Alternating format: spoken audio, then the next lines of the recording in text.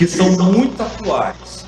E quando eu produzi esse material, sabendo da necessidade da igreja, dos alunos, e também pensando o que colocar, porque quando a gente pensa em adoecimento mental, em transtornos mentais, em problemas de relacionamento, tem muita coisa acontecendo nos nossos dias, né? Muita coisa.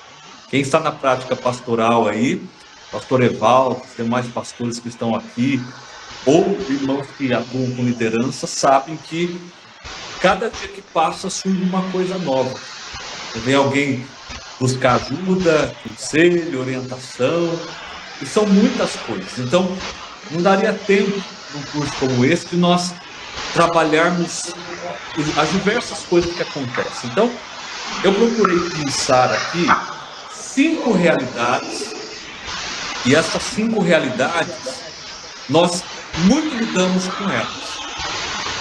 2 dessas realidades, inclusive, são consideradas os transtornos do nosso tempo, que é a ansiedade e a depressão. São os 2 grandes males, estudiosos estão chamando aí de 2 grandes males do nosso tempo: a ansiedade e a depressão.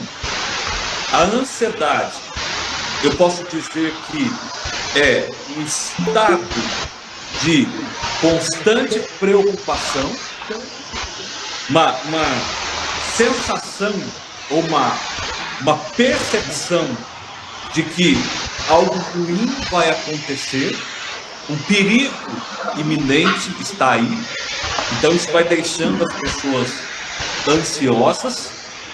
E por outro lado, a depressão pode estar ligada a vários fatores, como por exemplo, perdas, desânimo, desesperança, incertezas com relação ao futuro, ao amanhã. Então, quando a gente pensa nos 2 grandes transtornos do nosso tempo, nós temos a ansiedade e a depressão. E é justamente sobre isso que eu trabalho aqui no capítulo 1, página 151. Os irmãos estão me ouvindo bem? Estão me vendo bem? Sim? Ok, perfeito, maravilha. Então vejam bem, quando nós falamos de ansiedade, meus amados, a primeira coisa que nós precisamos entender é que a ansiedade faz parte da vida. Todos nós temos ansiedade. Por quê? É a ansiedade que nos move. Se nós não tivermos uma dose de ansiedade, eu costumo dizer que nós não saímos da cama, não levantamos da cama. Se você não tiver um pouquinho de ansiedade, você não para assistir essa aula, participar desse curso. Então, a ansiedade, ela faz parte da vida. Como que a ansiedade começa a ser algo doloroso? Quando a ansiedade começa a ser algo prejudicial? Quando essa ansiedade começa a trazer para o ser humano sofrimento. Então, assim, eu ter uma dose de ansiedade para fazer prova é normal. Quem que não fica nervoso ou nervosa quando sabe que vai fazer uma prova? Todos nós ficamos, não é? Quem aqui não fica nervoso ou nervosa quando vai fazer uma entrevista de emprego? Todos nós ficamos. Pastor Evaldo vira assim e fala assim: irmã Neuza, vou usar aqui a irmã Neuza que eu estou vendo aqui. Pastor Evaldo fala: irmã Neuza, quarta-feira eu preciso ter uma reunião com a irmã. Só que o pastor Evaldo não adianta o assunto, não fala o que é, o que nós vamos conversar. A irmã Neuza fala assim: meu Deus, o que será que o pastor quer falar comigo? O que será que o pastor quer conversar comigo? É normal a gente ficar apreensivo. O que será que vai acontecer? O problema é quando a pessoa fica tão ansiosa, que, por exemplo, passa mal, tem esquecimentos, erra o caminho, enfim, N situações. E aí O que nós precisamos entender aqui? Que a ansiedade doentia é aquela que paralisa a vida. Isso que os irmãos precisam entender.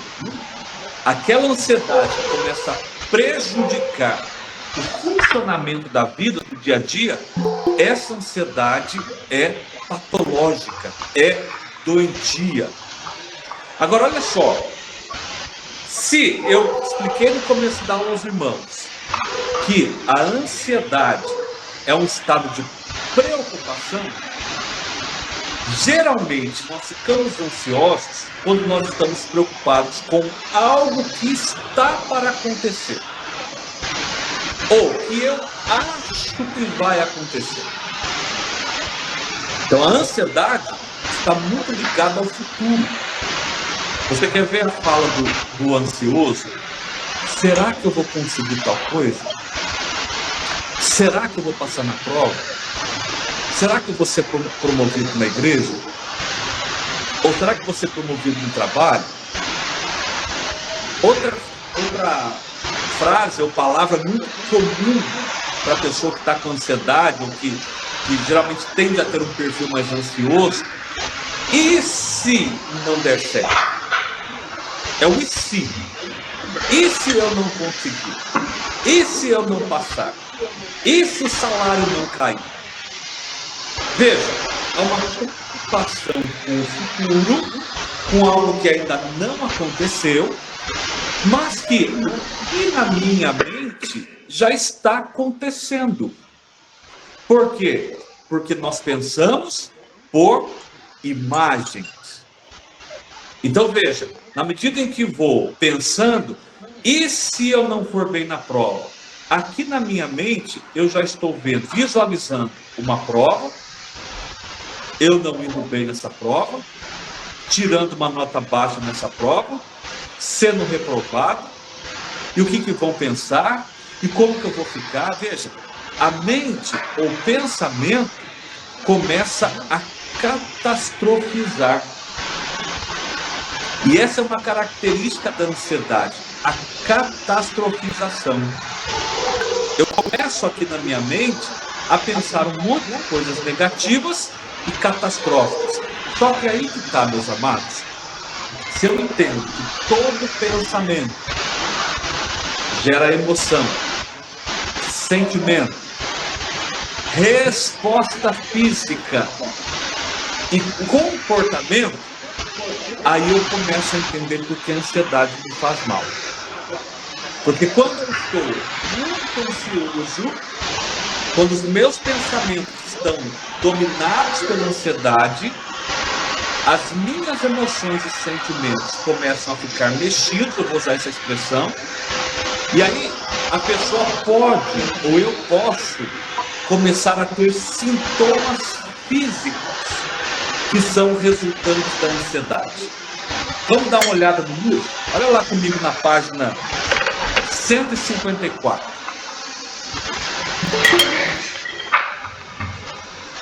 Página 154. Acharam aí o quadro 9? Vejam comigo. Alguns sintomas psíquicos, ou seja, mentais da ansiedade. A pessoa que está ansiosa, ela está sempre apreensiva, ela está sempre com medo, e se acontecer tal coisa, e se eu não for bem na prova, o medo está sempre ali. Ela está sempre preocupada, tem estado de preocupação. A pessoa muito ansiosa, que está em um quadro de ansiedade, ela pode ter dificuldade de concentração. Eu atendi recentemente uma pessoa em um quadro de ansiedade, ela estava com tanta dificuldade de concentração que até dirigindo a mente dela estava longe. E ela falou para mim assim: Emerson, eu não conseguia nem... Eu estou cheio de multa, porque eu não estou nem prestando atenção, eu estou passando pelos radares, quando eu vou ver, eu estava acima da velocidade. Por quê? Ela está num quadro de ansiedade tão grande que ela não está conseguindo concentrar. Pega um livro, não consegue ler. Está assistindo alguma coisa lá na TV, mas a mente está longe. Não consegue ter foco. Então, esse é um dos sintomas psíquicos da ansiedade. Então, dificuldade de concentração, nervosismo. A pessoa que fica muito nervosa, muito irritada. Tem muita gente que não sabe, mas a irritabilidade, a pessoa que está muito irritada o tempo inteiro, pode ser um sintoma de ansiedade. Geralmente as pessoas não associam, né? Ah, fulano de tal parece que é muito nervoso, é irritadinho, é irritadinha. Pode ser que essa pessoa seja muito ansiosa. Então veja, a irritabilidade, o nervosismo, a sensação de que algo ruim vai acontecer, o descontrole sobre os pensamentos, a preocupação exacerbada sobre a realidade, a sensação de perda do controle, a pessoa fica aquela sensação de que ela não consegue controlar, o pânico, medos e preocupações irracionais. Porque, irmãos, os irmãos concordam comigo que se nós estivermos sendo ameaçados, vamos colocar aqui uma situação hipotética. Se eu estou aqui agora, estou na igreja agora que nós estamos tendo nosso curso de teologia também, mas se aqui do lado de fora da igreja eu recebo um comunicado que tem uma pessoa perigosa ali fora, que está agredindo, até ameaçando tirar a vida de pessoas. Eu vou ficar tranquilo aqui? Não vamos nos espiritualizar. Não, pastor, Deus está contigo aí, amém, nós cremos nisso. Mas humanamente falando, nós vamos ficar tranquilos? Não vamos. Nós somos seres humanos. No primeiro momento nós vamos virar esse medo, que é natural. Tem algo representando de fato um perigo. Só que existem medos que são irracionais. Mas são medos. Então, por exemplo, se eu perguntar para alguém aqui, ou para todos, e falar assim, quem tem medo de barata?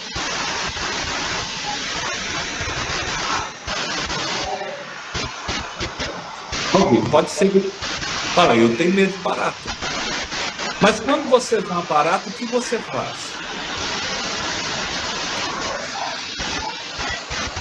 Você mata a barata? Você pega uma vassoura e varre a barata? Você faz alguma coisa. Ou você deixa a barata embora, não sei.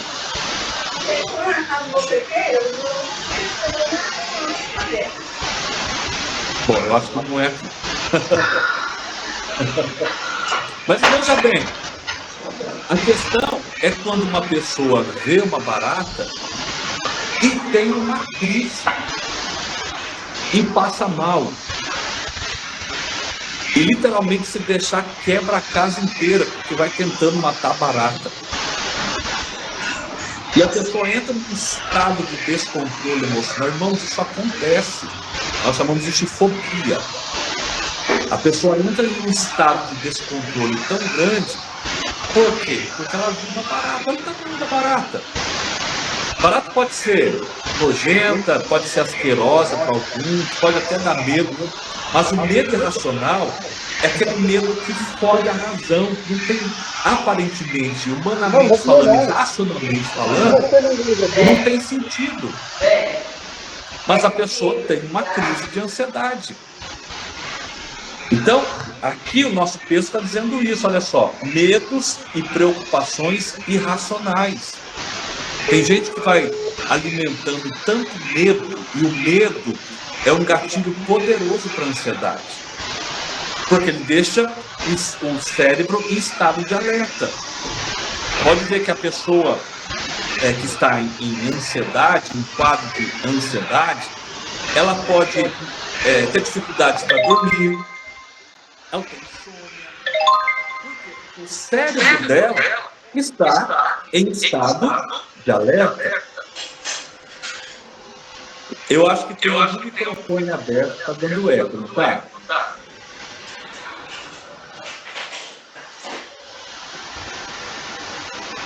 Eu acho que agora não, ainda não. Os irmãos estão conseguindo me ouvir bem? Sim? Ok. Então veja, medos e preocupações irracionais, preocupações extremas com situações sociais. Existe um transtorno ligado à ansiedade que é a agorafobia. Agorafobia é uma das ramificações da ansiedade. O que era ágora? Ágora eram os locais públicos na Grécia, praça pública. Fobia, medo. Uma pessoa em um quadro de ansiedade não tratada, ela pode desenvolver uma fobia social. O que é uma fobia social? É o medo de estar em lugares públicos. Então, por exemplo, a pessoa vai à igreja, quando ela vê muita gente, ela passa mal. Até porque a igreja é um lugar fechado. Se ela vai ao shopping center, ela também pode passar mal, ela pode ter sintomas de ansiedade. Então, ela evita locais públicos, especialmente locais fechados. Por quê? Na mente dela, o pensamento que vem, o gatilho que vem, é de que naquele lugar público ali ela pode passar mal. Então ela começa a evitar pessoas, ela começa a evitar ambientes sociais, locais públicos. Veja, é uma ramificação da ansiedade, chamada agorafobia. Existe o transtorno de ansiedade generalizada. O que é o transtorno de ansiedade generalizada? Também chamado de TAG. É quando a pessoa está o tempo inteiro se sentindo ansiosa. Qualquer coisinha, qualquer situação, a pessoa está constantemente ansiosa, preocupada, com medo. Então vejam, irmãos, a ansiedade é uma realidade dolorosa. E aí, como eu estava dizendo, além dos sintomas psíquicos, há também sintomas físicos. Olha aí na página 154.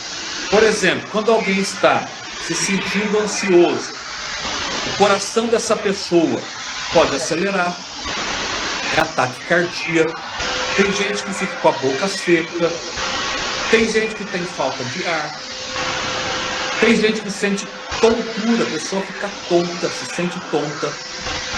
Tem gente que sente as mãos e as pernas formigando. Eu já atendi pessoas, pastor, até na igreja, pastor, eu sinto que o meu braço está formigando, eu sinto que a minha perna está formigando. Sintoma de ansiedade. Tem gente que tem sensação de desmaio, a pessoa precisa sentar, precisa se escorar em algum lugar, porque ela está com aquela sensação de que ela vai desmaiar. Diarreia, a pessoa fica tão ansiosa que a barriga dela desanda, tem que correr pro banheiro. Tensão muscular, parece que principalmente essa região aqui dos ombros, né? Parece que fica tenso, duro, né? A pessoa fica assim, mas tá tensionando aqui, tensão muscular. Tem pessoas que tremem muito, tremores. Tem gente que num quadro de ansiedade come muito, vai lá e assalta a geladeira de madrugada, 3 horas da manhã, acorda e come uma panela de picanha, 3 horas da manhã. Quem consegue comer picanha. Já tem gente que trava. Este que vos fala, eu, professor Emerson, quando fico muito ansioso, porque, meus amados, nós somos humanos, nós ficamos ansiosos, dependendo da situação. E eu sou humano a ponto de admitir isso. Ainda não estou em um corpo glorificado. Então eu estou nessa condição humana. Eu estou sujeito. Esse que vos fala, se eu estou me sentindo muito ansioso por alguma coisa, preocupado com algum problema da igreja, alguma questão de um paciente, alguma coisa assim, eu perco o apetite. Eu travo, não consigo comer. É como se tivesse uma bola aqui na garganta, parece que nada passa. Já tem gente que come bastante, começa a comer, come doce, come salgadinho, come isso, come aquilo. E não é que está comendo que está com fome. Porque a pessoa nem está com fome. Mas é uma condição emocional, uma condição psicológica que precisa ser resolvida. E quando não é resolvida, a pessoa canaliza para alimentação, para comida. Os irmãos estão entendendo? Amém? Tranquilo? Então veja, a ansiedade, ela tem uma série de sintomas. E meus amados, aqui eu preciso dizer algo aos irmãos, depois vocês vão ler o livro, os irmãos vão entender bem isso com mais clareza. Não adianta eu falar para a pessoa que está em ansiedade que ela não deve se preocupar. Ou alguém falar assim, calma, fica calmo. Você quer deixar alguém mais ansiosa ainda? É você falar para ela ficar calma. Que ela não está nervosa porque ela quer. E aí eu preciso ser muito honesto com os irmãos, que a pessoa quando está em um quadro de ansiedade, ela precisa tratar. E às vezes, e aqui eu falo isso com muito cuidado e muito carinho, às vezes nós usamos a Bíblia, em vez de usarmos a palavra de Deus para curar, nós pioramos o quadro da pessoa. Por exemplo, quando alguém fala assim, mas você não pode estar ansioso, que Pedro diz na epístola dele, lançando sobre ele toda a vossa ansiedade, porque ele tem cuidado de vós. É verdade, é bíblico. Mas a pessoa que está enferma com ansiedade, não é que ela não confia em Deus, não é que ela não está lançando diante do Senhor. Só que o quadro, o problema está tão sério ali que ela não está conseguindo lidar com aquela situação. Então, se eu falo isso para ela, eu posso piorar o quadro, porque ela fala assim, meu Deus, então eu estou pecando. Então eu estou desagradando a Deus, porque eu confio em Deus, eu creio em Deus, mas eu estou sentindo ansiedade. Então, será que eu não estou confiando o suficiente? Aí ela entra no estágio de culpa, e isso piora o quadro dela. Então, o que fazer, pastor? Como que eu posso ajudar uma pessoa que está com ansiedade? Olha, existem alguns recursos. Primeiro, escute essa pessoa. Deixa falar das suas dores, daquilo que está causando ansiedade. Vá ajudando essa pessoa a pensar sobre as soluções para o problema. Não dê resposta, mas ajudando a pessoa a pensar sobre os caminhos. Vá trazendo ela para o hoje. Porque eu disse para os irmãos que a ansiedade é um estado de preocupação com o futuro. Traz a pessoa para o hoje. Mostre para ela, olha, nós estamos aqui, eu estou aqui com você, nós estamos orando, a igreja está aqui com você. Então você vai mostrando isso para ela e vai ajudando. Um outro recurso poderoso é ajudar a pessoa a observar o ambiente. Então, por exemplo, se alguém estiver dentro de você tendo uma crise de ansiedade, por que ela está tendo a crise? Porque os pensamentos estão acelerados, estão catastrofizando. Então, o que você vai fazer? Fala assim para ela, observe o ambiente. Olha o que tem ao redor. Por exemplo, eu estou numa salinha aqui, então, na verdade, dá acesso às salas de aula aqui da nossa igreja. Aqui eu não tenho muita coisa. Tem uma porta, tem uma luminária, tem um armário aqui atrás de mim que vocês podem ver. E aí, se alguém estivesse tendo uma crise, eu falaria assim, descreva para mim esse armário.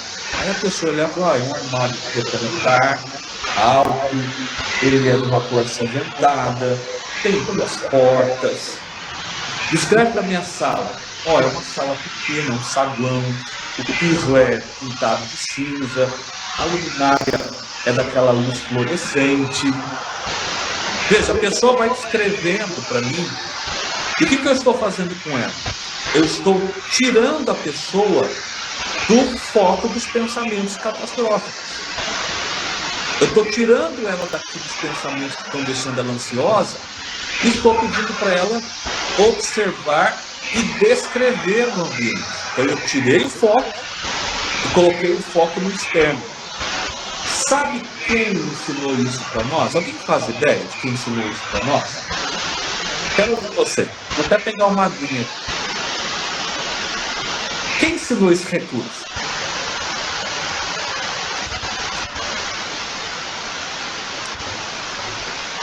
Quem arrisca? Vocês estão muito quietinhos.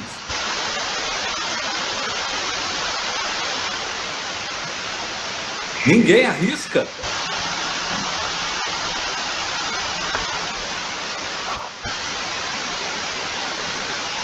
Liguem o microfone, eu quero ouvir alguém falar alguma coisa. Ah lá, irmão Zumiro já passou a bola para o senhor, pastor Evaldo. Quem que ensinou esse recurso de tirar daqui a ansiedade e olhar o externo? É muito fácil. Professor. Sim. Né? O pastor está falando aqui, Jesus falou, olhar aqueles lírios do campo, né? Jesus ensinou isso. Quando se os irmãos observarem o Evangelho de Mateus, capítulo 6, ali, né, a partir de 5 em diante, quando Jesus fala da ansiedade, não andeis ansiosos pelo que haveis de comer, pelo que haveis de beber, pelo que haveis de vestir. Ó, ansiedade, preocupação, pensamentos. O que eu vou comer? O que eu vou beber? Será que eu vou ter emprego? Será que eu vou ter roupa? Será que eu vou conseguir cuidar da minha família? Aí Jesus fala assim: olha para as aves do céu. Ó, olha, observa, tira o foco daqui e olha. Elas não semeiam, não cegam, contudo, o vosso Pai Celestial as alimenta. Aí Jesus vira e fala assim: olha para os lírios do campo. Esses dias eu preguei na igreja e falei assim para a igreja: sai daqui hoje do culto, que eu estava pregando sobre ansiedade. Falei: a primeira florzinha que você encontrar no caminho, pare e observa. Não importa se é um girassol, se é uma rosa, se é um mosquitinho, enfim, a primeira flor. Aliás, quando eu fui a Vazante, ano passado, na volta nós passamos por um lugar e tinha uma plantação de algodão. Até fiz um videozinho lá. Nunca tinha visto. Fiquei maravilhado de ver aquela imensidão. Parei, observei, fiz até um videozinho, inclusive usando esse texto. Os detalhes, né? Quando fui ver o algodão, como é que ele está lá junto à flor, que coisa extraordinária. E aí Jesus então fala assim: olha, nem mesmo Salomão, em toda a sua glória, se vestiu como lírio do campo. E aí o Senhor fecha dizendo assim: se Deus cuida das aves do céu e Deus cuida do lírio do campo, quanto mais vai cuidar de vocês. Então veja, Jesus é o nosso mestre por excelência, nosso psicólogo por excelência, nosso pastor, sumo pastor, e ele ensina esse recurso. Então nós podemos usar isso também para ajudar os nossos irmãos. Os irmãos entenderam, amém? Tranquilo? Acho que foi o pastor Wendel que levantou a mão. Alguém levantou a mão, pode falar, por favor.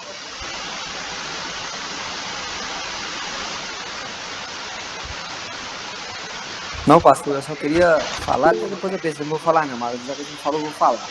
Aquela passagem da quando ele chega também na casa de Marta e Maria, né?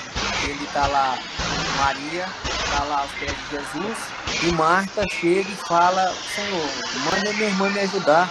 O que o Senhor fala para ela? Marta, Marta, por que andas ansiosa e fatigada? Maria escolheu a boa parte, não é verdade? Então Jesus é o nosso maior professor a respeito dessa ansiedade, né? Exato. Perfeito. Perfeita colocação. Pastor Evaldo, 10 minutos. Temos 10 minutos. Meus amados, a ansiedade, aqui também eu preciso deixar uma orientação importante aos irmãos, que dependendo do quadro de ansiedade, faz-se necessário ajuda psicológica e, dependendo do quadro, ajuda psiquiátrica. Mas quer dizer, pastor, que precisa tomar remédio para ansiedade? Dependendo do momento, sim. Por isso que existem os chamados ansiolíticos, que são remédios que vão atuar no cérebro de maneira que consigam deixar essa pessoa mais calma, mais relaxada. E esses remédios vão atuar lá nas sinapses, nas regiões cerebrais e, consequentemente, vão fazer com que a pessoa fique mais tranquila, seus pensamentos fiquem mais calmos e ela deixe de ter aqueles sintomas que são ruins. Veja, é muito triste, eu respeito muito quando alguém chega até mim, servo de Deus, que fala assim: pastor, eu passei mal na escola. Pastor, eu não estou conseguindo. E jamais deve ser a minha postura de falar assim: não, você não pode pensar assim, você não pode agir assim. Até porque, como eu disse, pode piorar o quadro da pessoa. Se for necessário, por um tempo, ela tomar medicação para ansiedade, para ela ficar bem, não tenhamos preconceito, meus amados. É o que eu costumo dizer. Nós tomamos remédio de pescoço para baixo, tranquilamente. Ah, estou com uma dor de estômago, vou no médico, passou um remedinho, toma um remédio. Nem questiono. A pessoa está no sofrimento emocional, por que não pode tomar do pescoço para cima? A cabeça não faz parte do corpo? Há momentos que se faz necessário o uso da medicação, tanto para ansiedade quanto para depressão, que nós vamos ver daqui a pouco. Só que não podemos ficar só na medicação. É aqui que está o segredo. É importante que a pessoa aprenda a lidar com a ansiedade. É importante que a pessoa aprenda a lidar com a depressão. Como que ela sai da depressão? Como que ela sai da ansiedade? Descobrindo a fonte, tratando a fonte. E o remédio não vai à fonte. A fonte é possível chegar com psicoterapia. A fonte é possível chegar com a ajuda do pastor, do aconselhamento, do líder. O que é que está deixando você ansioso, ansiosa? Às vezes são coisas que estão lá no nível de não consciente. Que às vezes a pessoa vai virar e vai falar assim para mim: pastor Emerson, eu não sei, não tem nada acontecendo, né? Tá tudo bem, mas ainda assim eu tô com essa ansiedade. Será que não é alguma situação lá da infância?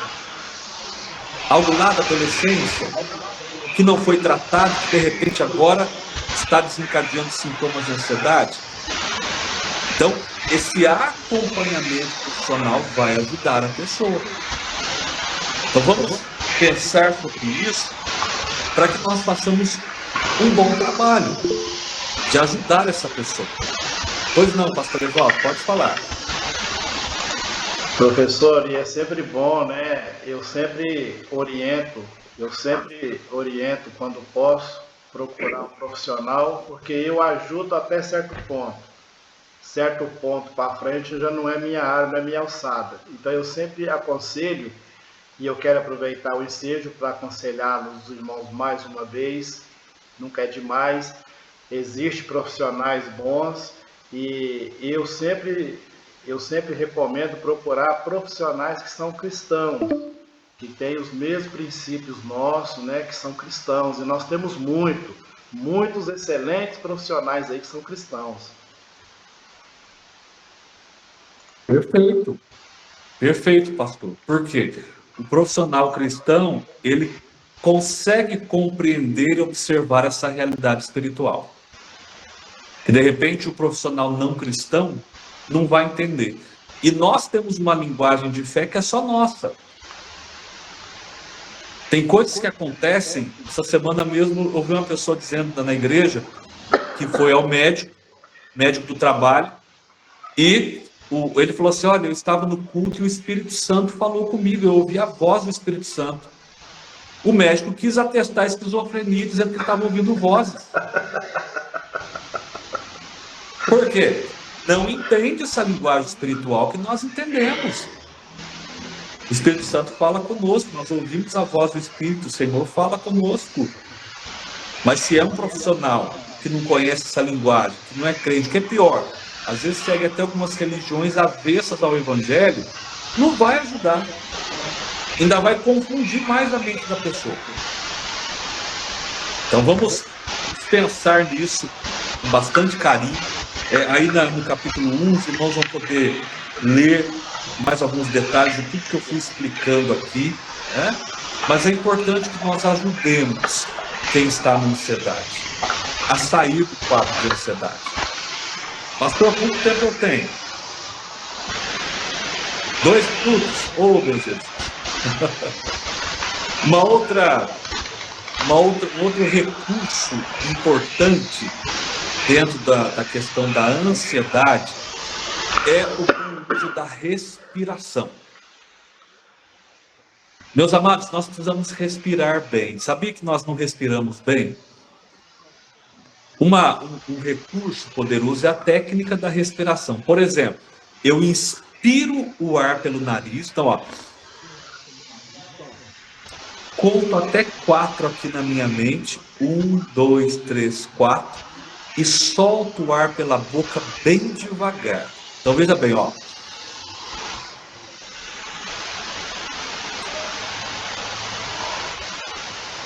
De novo.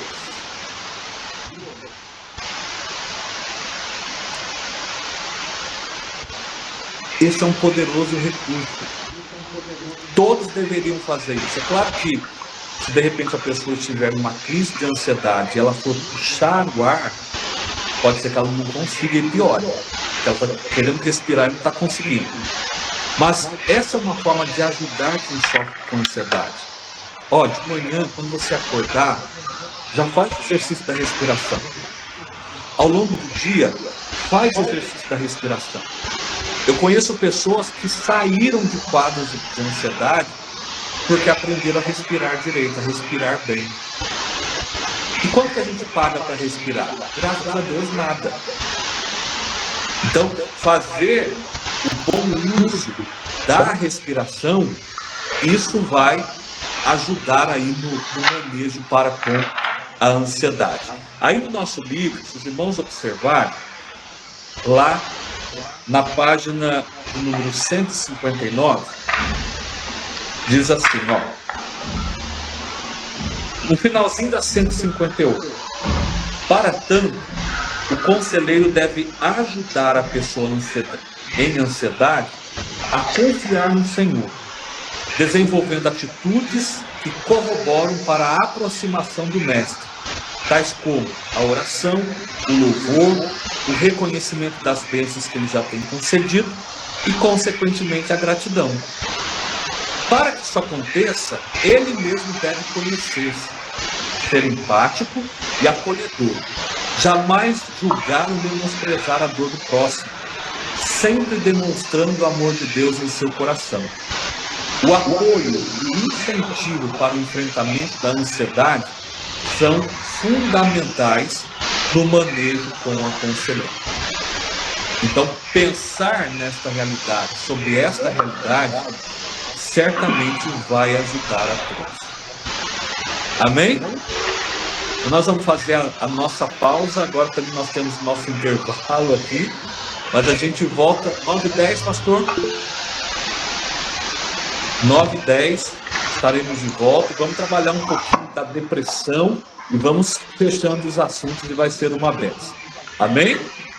Amém, professor. Meus irmãos, uma pausinha aí. 21h10 nós estamos de novo. Eu mando o link novamente para todos os alunos, para o professor também.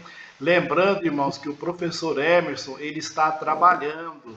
Ele já trabalhou antes dessa aula nossa e vai trabalhar agora e depois, né, vai estar trabalhando conosco. Então, o professor não está lá em casa, deitado numa rede por conta, né? Ele já deu aula hoje, acredito que à tarde e à noite agora, antes da nossa, ele já deu uma aula. E nesse momento que nós vamos fazer uma pausa, ele vai estar dando aula também. O homem respira aula, meu Deus, misericórdia. 21h10 eu mando o link para todo mundo, viu, irmãos? Já já estamos de volta. Deus abençoe, até daqui a pouco.